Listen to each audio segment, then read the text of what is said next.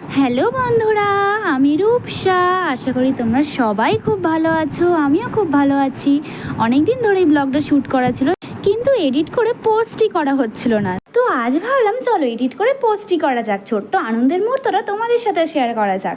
আনন্দের কেন বলছি, সেটার জন্য তো লাস্ট অবধি দেখতে হবে। তো সেই দিন ছিল বোনেদের স্কুলে ফাংশান।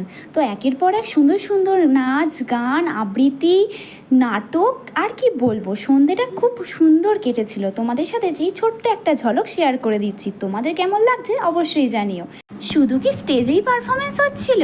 একদমই নয়, গানের তালে তালে মাঠেও ছোট ছোট দল করে অনেক মেয়েরা নাচছিল। এই অনুষ্ঠান শেষ হতেই তারপরে শুরু হলো পুরস্কার বিতরণী পর্ব। আমি অপেক্ষা করছিলাম আমার বোনের নাম কখন অ্যানাউন্স করবে। কেন?